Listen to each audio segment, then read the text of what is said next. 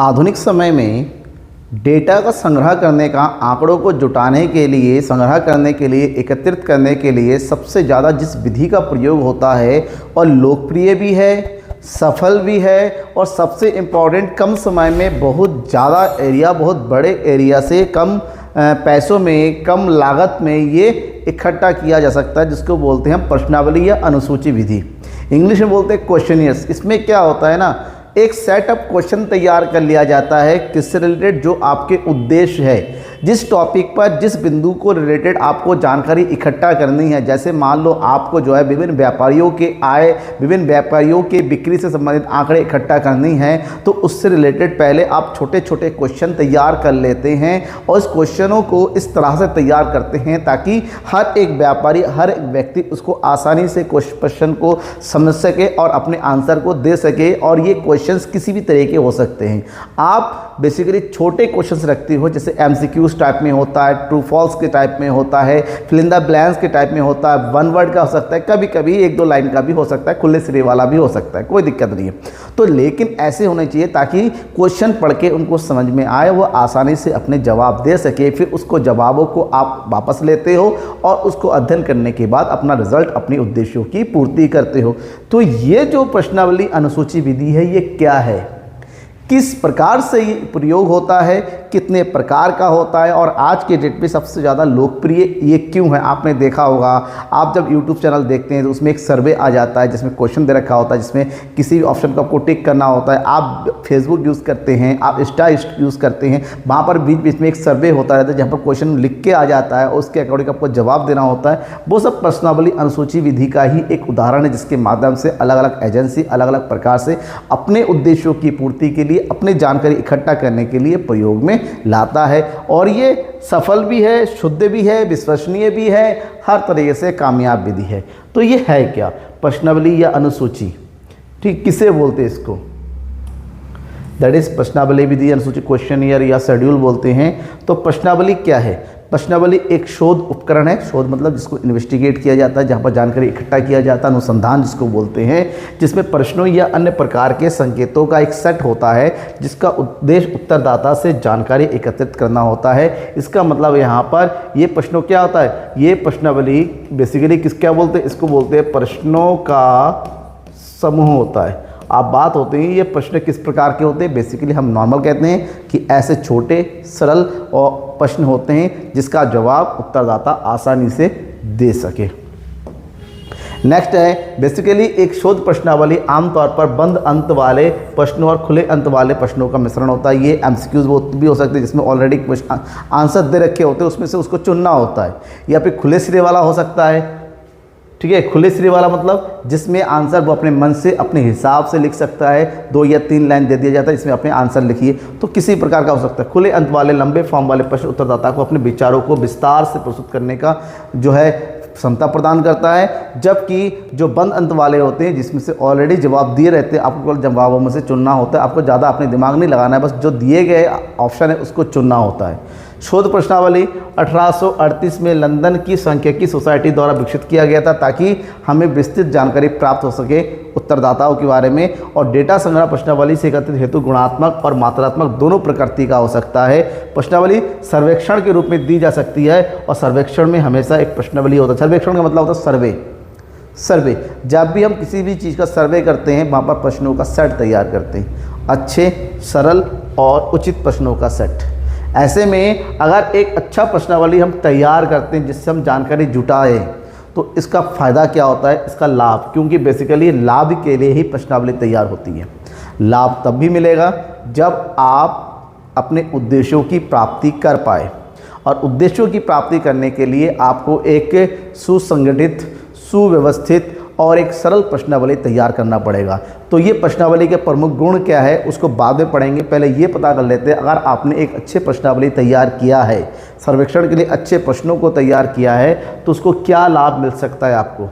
सबसे पहले सर्वेक्षण प्रश्नावली के माध्यम से आप कम समय में बहुत सारा डेटा इकट्ठा कर सकते हैं। इसका मतलब होता है आपने ऐसे प्रश्नों को तैयार किया है जिसके आंसर देके आप एक साथ बहुत सारी जानकारी इकट्ठा कर सकते हैं कम समय के अंदर।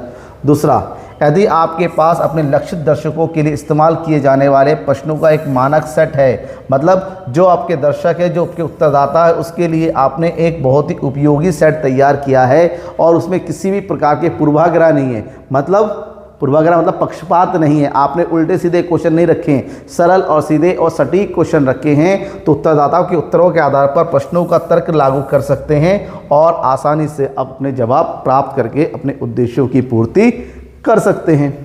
इसके अलावा सर्वेक्षण, ऑनलाइन सर्वेक्षण सॉफ्टवेयर त्वरित और लागत प्रभावित। बेसिकली आज के डेट में तो ऑनलाइन सर्वेक्षण बहुत ज़्यादा होते हैं, जहां पर आपको अलग अलग वेबसाइट के थ्रू, अलग अलग प्लेटफॉर्म के थ्रू, चाहे सोशल मीडिया हो या फिर ईमेल हो, अलग अलग तरीके से सर्वे में आपको पार्टिसिपेट करना होता है।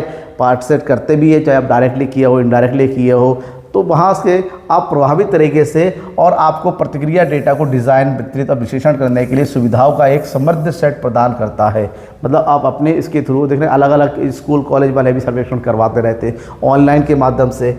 इसे आपको ब्रांड की आवाज़ को दर्शाने के लिए अनुकूलित किया जा सकता है। इस प्रकार इसका उपयोग आपकी ब्रांड छवि को मजबूत करने, मान लो ब्रांड, आप कोई जो बिजनेसमैन है, आपका ब्रांड है, आपकी कोई चीज़ है, आप उसको मजबूत करने के लिए इस प्रकार से सर्वेक्षण का प्रयोग कर सकते हैं। प्रतिक्रियाओं की तुलना ऐतिहासिक आंकड़ों से की जा सकती हैं, मतलब जो भी रिजल्ट आया, जो पहले से आपके रिजल्ट तैयार है, जो मानक उत्तर है, उसके माध्यम से आप उसको आपस में तुलना करके प्रतिक्रियाओं को जांच सकते हैं और उत्तरदाताओं के पसंद और अनुभवों को, बदलाव को भी समझा जा सकता है कि पहले जो आंसर मिले थे और अब जो आंसर आया है उन दोनों के बीच में क्या अंतर आया है, अंतर आया भी तो क्यों है। आपको कारण, परिणाम, हर एक चीज़ मिल जाता है सर्वेक्षण के माध्यम से, इन प्रश्नों के सेट के माध्यम से। उत्तरदाता अपनी पहचान बताए बिना भी इस प्रश्नावली में शामिल हो सकता है। जरूरी नहीं है हर एक उत्तरदाता को अपनी पहचान बताना पड़ेगा। बहुत सारे सर्वेक्षण ऐसे होते हैं जहाँ पर पहले ही कह दिया जाता है कि आपकी पहचान को गुप्त रखा जाएगा, आपके नाम, आपका नंबर किसी को भी बताया नहीं जाएगा। मतलब एक गुप्त सर्वेक्षण होता है जिसके माध्यम से जानकारी इकट्ठा की जाती है। ठीक है, यहाँ पर बात होती है जब सब कुछ सही है, लाभ आपको प्राप्त हो रहा है, तो उस लाभ को अपने उद्देश्यों की पूर्ति करने के लिए जो प्रश्नावली आप तैयार करते हैं, जो भी सेटअप क्वेश्चन तैयार करते हैं, वो किस प्रकार का होना चाहिए। इसका मतलब एक अच्छे प्रश्नावली, एक अच्छे और प्रभावशाली प्रश्नावली बनाना है तो उसके पीछे आपको कौन कौन सी विशेषताओं को समझना पड़ेगा, किन किन विशेषताओं को पालन करना पड़ेगा। एक अच्छा प्रश्नावली वही होता है जिसका उद्देश्य स्पष्ट हो, किस लिए प्रश्नों को तैयार किया जाता है, इस प्रश्नों के माध्यम से किस प्रकार के उत्तर प्राप्त करने हैं, उन उत्तरों के माध्यम से आपका कौन सा उद्देश्य की पूर्ति होगी, इन सब चीज़ों के बारे में पहले से ही पूरे तरीके से स्पष्ट भाव होना जरूरी है। उचित एवं निर्देश, ध्यान में ये रखना है प्रत्येक प्रश्नावली जो आप तैयार करने हैं उसको तैयार करने के, उसकी उत्तर फिल करने के निर्देश पूरे तरीके से होना चाहिए। जो बंदा उसका आंसर फिल करेगा उसको पता होना चाहिए आंसर कैसे फिल करें, प्रॉपर निर्देश उसमें होने चाहिए, प्रॉपर डायरेक्शन का होना जरूरी है। इसके अलावा प्रश्नों की सीमित संख्या, प्रश्न जो है सीमित होने चाहिए, थोड़ा गलत लिखा हुआ है यहाँ पर, सॉरी फॉर दिस, ये है प्रश्नों की सीमित संख्या होती है। यानी कि आपने जब क्वेश्चन, आपने कहा कि प्रश्नावली तैयार करना 100 क्वेश्चन डाल रहे हो, नहीं, उतना टाइम नहीं किसी के पास कुछ ज्वाइन करने का। आपको क्वेश्चन सीमित रखने होंगे, आपको ऐसे क्वेश्चन छांट के निकालने होंगे जो एक बार में आपको कई सारे आंसर दे। तो कम से कम क्वेश्चन जिस सेट में होता है वो उतना ही ज़्यादा प्रभावशाली होता है। प्रश्नों का उचित क्रम होना चाहिए, क्वेश्चन हमेशा कैसा होना चाहिए, सरल से कठिन की ओर होना चाहिए, ठीक है ना। जैसे सबसे पहले नाम पूछना है, पता पूछना है, फिर उसकी पसंद पूछना है, फिर आपको उसकी राय पूछनी है, फिर उससे रिलेटेड की कमी को किस तरह से दूर किया जा सकता है। तो तमाम क्वेश्चन इस तरह से होने चाहिए कि पहले इंटरेस्ट के साथ धीरे धीरे गैर रुचिकर वाले प्रश्न लास्ट में होने चाहिए। सरल और स्पष्ट प्रश्न हो जाए, कोई भी क्वेश्चन हार्ड नहीं होना चाहिए, लैंग्वेज सरल होना चाहिए, यानी कि ऐसे प्रश्न होने चाहिए जिसको पढ़ने और समझने के बाद तुरंत उसका उत्तर दिया जाना चाहिए। आपत्ति रहित, कोई भी क्वेश्चन आपको ऐसे नहीं रखना है जो कि आपत्ति युक्त हो। मतलब यहाँ पर किसी प्रकार की जातिगत या फिर रंग के आधार पर या फिर धर्म के आधार पर या फिर द्विअर्थी, इस प्रकार के प्रश्न ही होने चाहिए जिससे किसी की भावना आहत हो, किसी को दुख पहुँचे, कोई भी कांड आप कर दें इस प्रकार के क्वेश्चन आप नहीं रखेंगे। प्रश्नावली लौटाने की योग्यता, सबसे इंपॉर्टेंट प्रश्नावली जिसको दे रहे उससे जरूर रिक्वेस्ट होना चाहिए कि भैया प्रश्नावली को भरने के बाद वापस करो, अपने पास रखो नहीं, रखोगे तो बेकार हो जाएगा। प्रश्नावली को फिल करो, वापस करो। और मोस्ट इंपॉर्टेंट, जो भी आप प्रश्नावली तैयार कर रहे हैं, लोगों को डायरेक्टली देने से पहले एक परीक्षण, एक रैपिड टेस्ट कर लीजिएगा कि ये प्रश्नावली एक्चुअली में लोगों को उससे भरने के बाद काम आएगा नहीं आएगा, कुछ गलतियां तो नहीं है। रैपिड टेस्ट, जैसे आप 100 लोगों से जानकारी इकट्ठा करनी है तो आप अपने आसपास कुछ 4 या 5 लोगों को वो टेस्ट पेपर दे दो, क्या इसको फिल करो और बताओ क्या कमी है। तो एक रैपिड टेस्ट का होना चाहिए। बिना किसी रैपिड टेस्ट के आप किसी भी योजना को, किसी भी सेट को लागू नहीं कर सकते, इससे खराब हो सकता है। ठीक है, अब बात करते हैं प्रश्नावली के प्रकार या जब प्रश्नावली का हम तैयार करते हैं 2 तरीके होते हैं, एक संरचित प्रश्नावली और एक होता है असंरचित प्रश्नावली, स्ट्रक्चर्ड और अनस्ट्रक्चर्ड।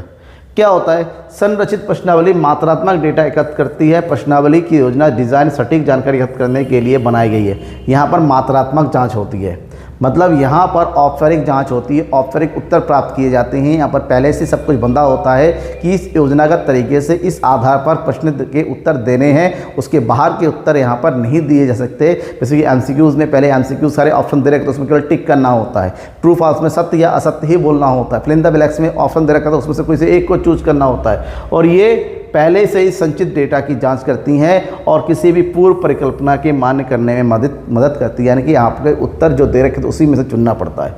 जबकि असंरचित प्रश्नावली वहाँ होती है जहाँ पर गुणात्मक डेटा एकत्रित कर, ये मात्रात्मक होता है और ये गुणात्मक होता है। यहाँ पर कुछ शाखागत प्रश्नों का उपयोग करते हैं, लेकिन ऐसा कुछ भी नहीं कि उत्तरदाता प्रतिक्रियाओं को सीमित करता है। यहाँ पर आपको खुली श्रेणी होता है, जैसे आप अपने राय व्यक्त कीजिए, जैसे लिखा रहता है राय व्यक्त कीजिए, आप अपने सुझाव दीजिए, 2 पंक्तियों में सुझाव दीजिए। तो इस प्रकार से उनकी राय, उनके विचारों को प्रकट करने के लिए प्रॉपर मौका दिया जाता है। यहाँ पर मौके बांध दिए जाते हैं और यहाँ पर प्रॉपर मौका होता है। ये 2 प्रकार की प्रश्नावली बेसिकली प्रयोग में आती हैं।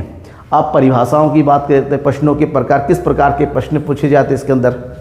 जब प्रश्नों की बात करते हैं, कई तरह के सवाल होते हैं, अलग अलग प्रकार के प्रश्न होते हैं, अलग अलग तरीके से होते हैं कि मेन है आपका उद्देश्य क्या है। उद्देश्यों को पूर्ति के लिए ही प्रश्न होते हैं।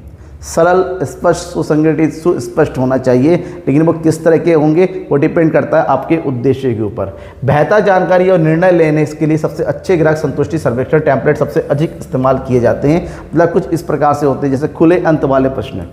खुले अंत वाले प्रश्न ऐसे प्रश्न होते हैं जो गुणात्मक डेटा एकत्र करने में मदद करते हैं। मतलब किसी भी प्रतिबंध के, यहाँ पर आपको प्रश्न दे रखे होते हैं और लिखा रहता है कि अपने उत्तर, जैसे हम अपने प्रोडक्ट को किस प्रकार से, क्या आप हमारे विचारों से सहमत है, अगर सहमत नहीं है तो क्यों सहमत नहीं है बताइए। तो उसके पास प्रॉपर वे होता है ताकि आप अपने उत्तर, जैसे व्याख्यात्मक प्रश्न होता है, सब्जेक्टिव प्रश्न होता है जहाँ पर क्वेश्चन होता है और क्वेश्चन के आंसर लॉन्ग में निवादात्मक रूप में लिखना पड़ता है, इसको खुले अंत वाले प्रश्न कहते हैं।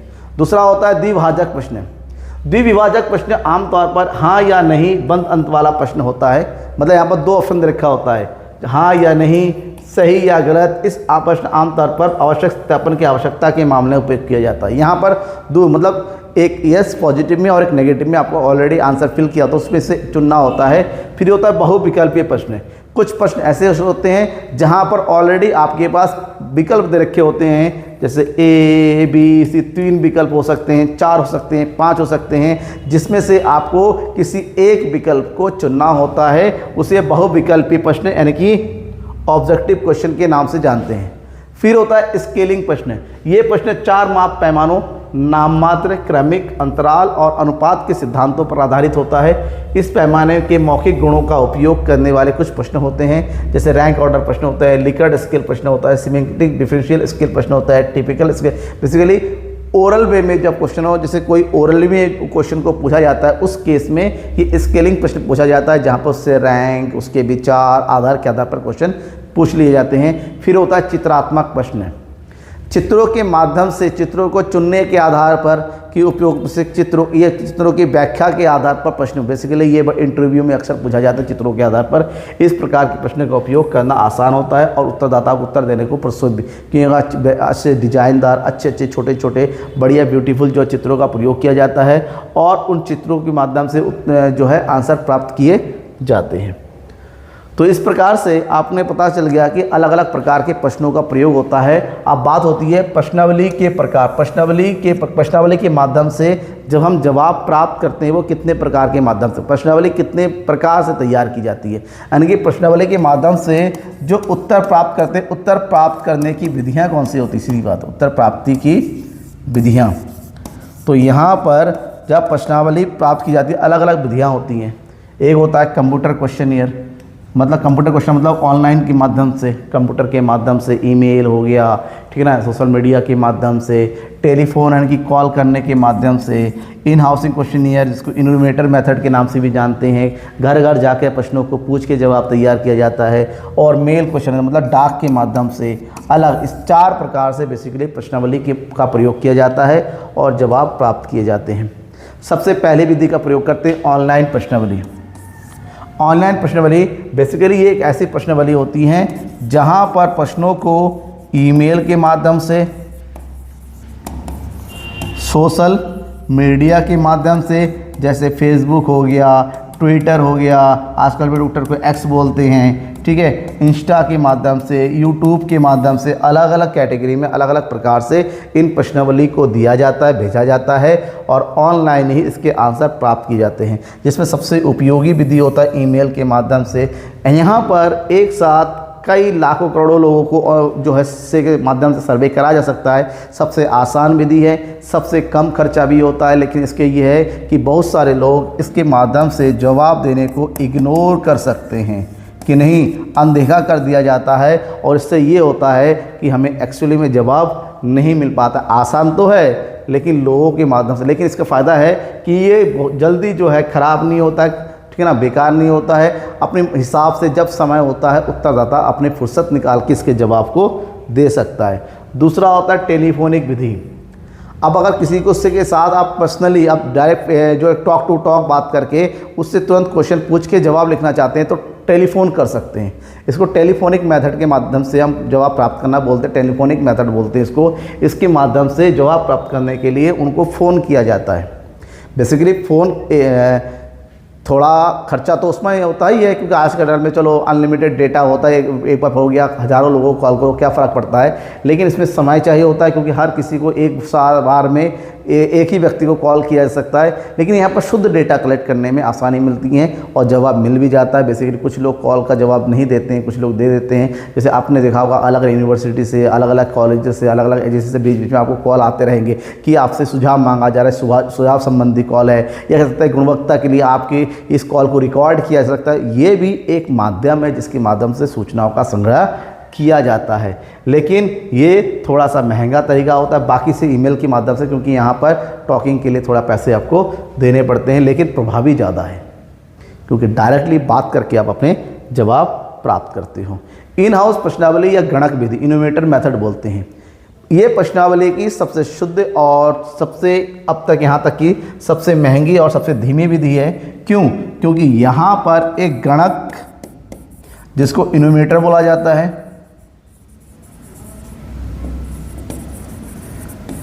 ये एक वो व्यक्ति होता है जिसकी नियुक्ति अनुसंधान करता है, यानी इन्वेस्टिगेटर खुद करता है। इसका काम होता है उत्तरदाता के पास जाओ और उनसे प्रश्नावली से संबंधित प्रश्नों को पूछो और उसके उत्तर को फिर उस प्रश्नावली में उत्तर को लिखो और वापस आके अनुसंधानकर्ता को दो।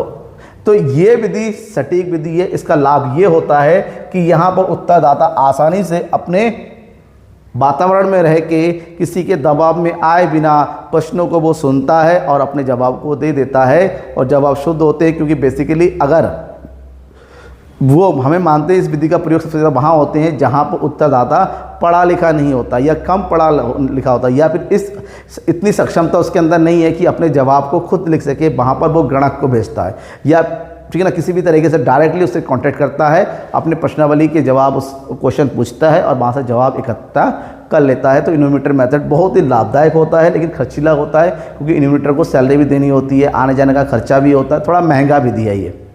और उसके बाद लास्ट मेथड है दैट इज़ मेल प्रश्नावली या फिर डाक का प्रयोग करता है। डाक जानते ही हो, डाक सेवा, जहाँ पर चिट्ठी पत्र, चिट्ठी ना कोई संदेश, तो ये वाला मतलब पत्र भेजा जाता है ठीक है ना। पुराने समय में कबूतर के पैर में बांध के भेजा जाता था, और आज के टाइम में बहुत ही पहले तार होता था, पर आज के टाइम में स्पीड पोस्ट है, रजिस्ट्री है, तमाम कुरियर वगैरह आ गया।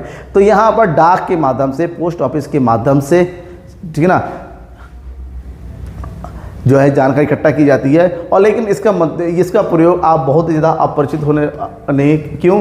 क्योंकि पहले इसका प्रयोग बहुत ज़्यादा होता था। आप डाक भेज देंगे, चिट्ठी भेजेंगे, चिट्ठी का तो प्रयोग अब कोई होता नहीं है, करता नहीं है। तो यहाँ पर बेसिकली इसका आंसर आता नहीं है। अगर 100 लोगों को आप डाक के माध्यम से प्रश्नावली भेजेंगे तो मुश्किल से 20 या उससे भी कम लोग जो है इसको खोल के वापस कर देते। उतना टाइम ही नहीं होता है। कोई कहते बेपल तुम इसको इंगेज नहीं करना चाहते हैं। पहले के समय में बहुत ज़्यादा व्यापक इस्तेमाल किया जाता था, लेकिन आज के समय में यहाँ पर ही है। इसमें क्या होता है ना, जब आप प्रश्नावली भेजते हैं तो प्रश्नावली के साथ एक पत्र भी लिखा जाता है कि भैया इसको कैसे फिल करना है, और फिलने के बनने के बाद इसको इस एड्रेस पर वापस भी आपको करना है। मतलब प्रश्नावली का अनुरोध भेजता है कि इसको भर कर वापस भेजा जाए। इस विधि का लाभ है कि उत्तरदाता सच्चाई और पूरी तरह से उत्तर देने के लिए, क्योंकि उत्तरदाता खुद स्वयं बेसिकली इस प्रयोग का प्रयोग वहाँ करते हैं जहाँ पर उत्तरदाता पढ़ा लिखा होता है, सक्षम होता है, ठीक है। लेकिन इस विधि का प्रयोग ये है कि यहाँ पर थोड़ी महंगा होता है, समय लेने वाली होती है, क्योंकि आप भेजोगे फिर वो आंसर लिख के भेजेगा वापस, तो टाइम तो लगता ही है। और यहाँ पर बहुत सारा डेटा कलेक्ट नहीं हो पाता, क्योंकि एक बार में सारे लोग वापस नहीं भेजते हैं। तो ये अलग अलग माध्यम है जिसके माध्यम से प्रश्नावली का प्रयोग करके आंसरों को जुटाया जाता है। तो कैसा लगा आपको आज का क्लास? अच्छा लगा? कोई डाउट है तो ज़रूर बताइएगा। किसी भी तरीके से मुझसे कांटेक्ट करना है तो सोशल मीडिया में आइए, कॉमर्स वैली फेसबुक के थ्रू, और इंस्टा में ढाली सर को फॉलो करके मुझसे बात कर सकते हैं आप डायरेक्टली, या फिर व्हाट्सअप का यूज़ करिए। अच्छा लगा तो लाइक और शेयर जरूर कर दीजिए।